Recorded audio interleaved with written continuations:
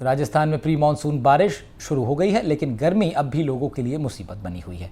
मौसम विभाग ने प्रदेश के कई जिलों में हीटवेव को लेकर अलर्ट जारी कर दिया। जिन जिलों के लिए चेतावनी जारी की गई उसमें बांसवाड़ा, बारां, बूंदी, डूंगरपुर, झालावाड़, प्रतापपुर शामिल है। ज्यादातर जिलों का तापमान 46 डिग्री के पास रिकॉर्ड किया गया है।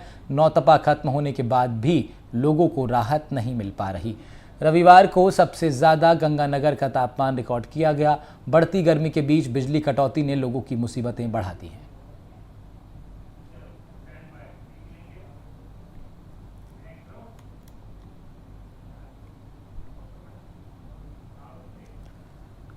सरहदी जिले श्रीगंगानगर में जेठ की गर्मी अब असहनीय होने लगी है। शहरवासियों को पिछले कई दिनों से दिन भर जहां लू के थपेड़ों का सामना करना पड़ रहा है, वहीं रात में गर्म हवाओं के चलते परेशानियां उठानी पड़ रही हैं। रविवार को मौसम विभाग की ओर से 46.5 डिग्री अधिकतम और 33 डिग्री न्यूनतम तापमान दर्ज किया गया, जो शनिवार के मुकाबले करीब 1 डिग्री ज्यादा रहा।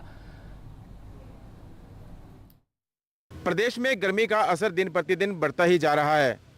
2-3 दिन की राहत के बाद एक बार फिर से पारे ने उछाल लेना शुरू कर दिया है। सरहदी जिले श्रीगंगानगर की बात करें तो पारा लगातार 47 डिग्री के आसपास का बना हुआ है।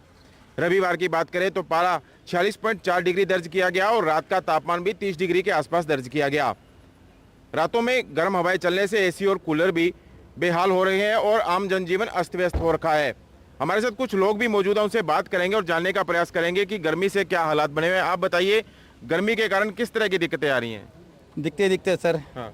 सारी दिखते हैं, काम धंधे वाले दिखते हैं और वैसे लू भी बहुत लग रही हैं, हाँ। परेशानियां ही बहुत हैं, हाँ। सबसे ज़्यादा दिक्कत काम धंधे वाली है। मजदूर आदमी है, काम कर नहीं सकते, हाँ। बड़ा औखा टाइम पास कर रहे हैं सर। तो धान मंडी में काम करते हो, क्या क्या दिक्कतें आती हैं फिर? सारी दिखते हैं सर, धूम में खड़ा ही नहीं जाता, काम तो बहुत करने दूर है, बात करने की दूर है। तो सड़क की व्यवस्था नहीं, कोई व्यवस्था नहीं है यहाँ पे तो बिल्कुल भी। तो जो गाड़ियाँ लोड करते हैं उसमें पहले की अपेक्षा कुछ ज़्यादा टाइम लगता है क्या? बहुत ज़्यादा टाइम है सर, 3 गुना टाइम है सर। पहले जो गाड़ी 1 घंटे में भरती थी उसमें 3.5-4 घंटे लग जाते हैं आराम से, क्योंकि 15 मिनट बाद फिर पानी पीना पड़ता है, फिर बैठना पड़ता है, फिर पानी पीना पड़ता है, ऐसे कर टाइम पास। आप बताइए किस तरह की दिक्कतें महसूस हो रही हैं?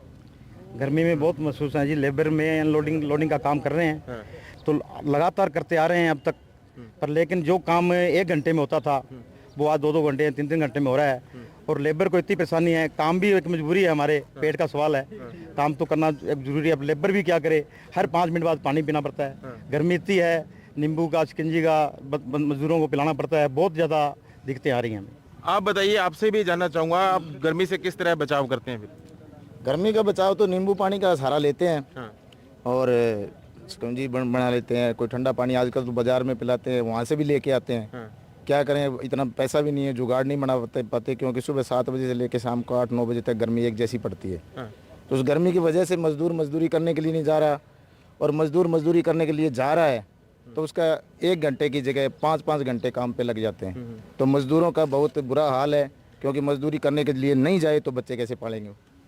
बिजली को लेकर भी समस्या आ रही है, क्योंकि रातों में भी काफ़ी गर्म हवाएं चल रही हैं आजकल। बिल्कुल जी, बिजली को लेकर के बहुत ज़्यादा समस्या आ रही है। पहले तो 1 इंजन की सरकार थी, उसमें कुछ राहत मिली थी बिजली के बारे में, और अब ये डबल इंजन की सरकार हो गई तो डबल नुकसान कर दिया इसने।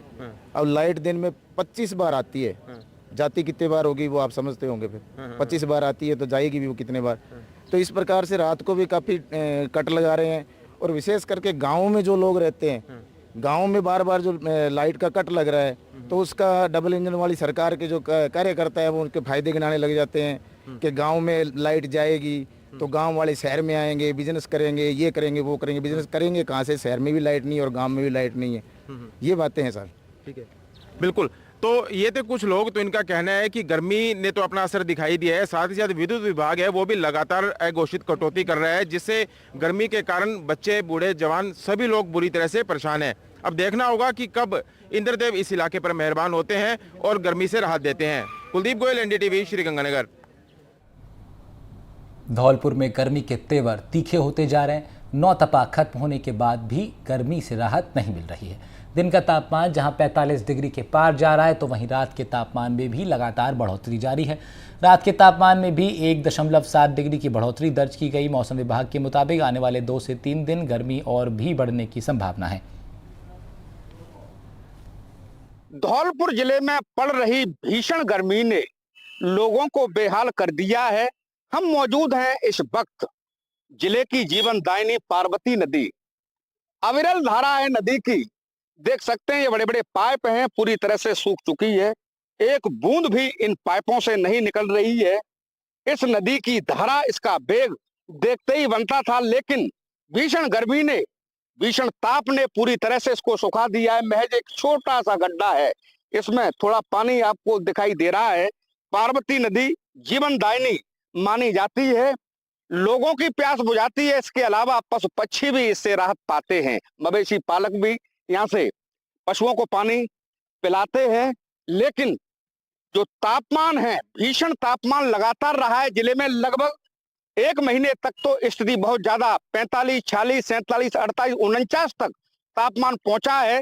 नौतपा के बाद भी, नौतपा खत्म होने के बावजूद भी भीषण गर्मी से लोगों को राहत नहीं मिल रही है। जिला अस्पताल में भी लगातार रोगियों की संख्या में इजाफा हो रहा है। उल्टी, दस्त, डायरिया, फीवर, वायरल के पेशेंट लगातार बढ़ रहे हैं, जिससे ओपीडी भार इजाफे में है। और भीषण गर्मी ने आमजन के साथ पशु पक्षी सभी को बेहाल किया है। गर्मी का सितम इतना है कि तालाब, पोखर, नदी, नाले सभी सूखने के कगार पर हैं। आमजन के साथ सभी इससे बेहाल हैं। सहयोगी राघव के साथ नीरज शर्मा, एनडीटीवी धौलपुर।